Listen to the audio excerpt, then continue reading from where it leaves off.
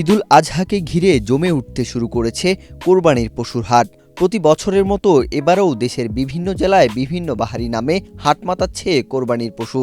সুঠাম গঠন আর দানবীয় আকৃতির কারণে এবারের কোরবানির বাজার কাঁপাতে পাহাড়ি জেলা খাগড়াছড়ি এবং সমতলের জেলা দিনাজপুর থেকে কোরবানির হাট জমাতে আসছে দুই সম্রাট, যাদের প্রতিটির দাম ১২ লাখ টাকা।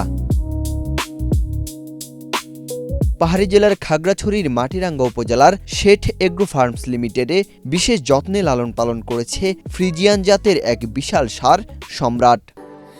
স্যান্ডেলিনা সো, রূপচর্চায় আভিজাত্য।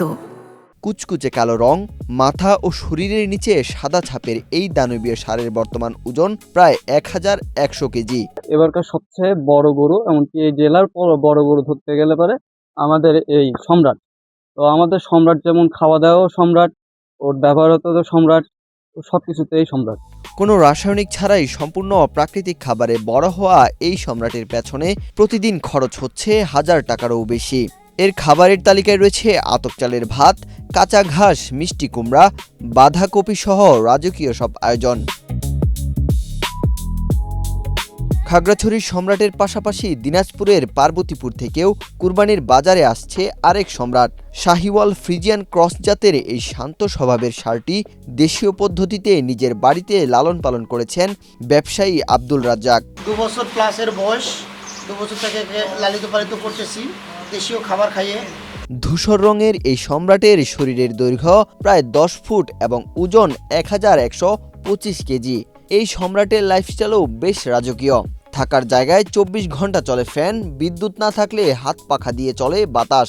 দিনে ৩ থেকে ৪ বার গোসলের পাশাপাশি কাঁচকলা, গাজর, আপেল, কাঁঠাল সহ বিভিন্ন মৌসুমি ফল খেয়ে দিন কাটে তার। দুই জেলাতেই দুই সম্রাটকে দেখতে প্রতিদিন ভিড় করছেন শত শত মানুষ। বিশাল আকৃতির কারণে দুই মালিকই চান হাটের ধকল এড়িয়ে বাড়ি বা খামার থেকে স্বাদের সম্রাটকে বিক্রি করতে। পাহাড়ি জেলা খাগড়াছড়ির ১,১০০ কেজির কালো সম্রাট নাকি সমতলের দিনাজপুরের ৩০ মনের ধূসর সম্রাট। ১২ লাখ টাকার এই রাজকীয় লড়াইয়ে শেষ পর্যন্ত কে হচ্ছেন এই দুই সম্রাটের ভাগ্যবান মালিক, এখন সেটাই দেখার অপেক্ষা। ওয়াহিদ হুসাইন জিহাদ, বাংলাদেশ প্রতিদিন।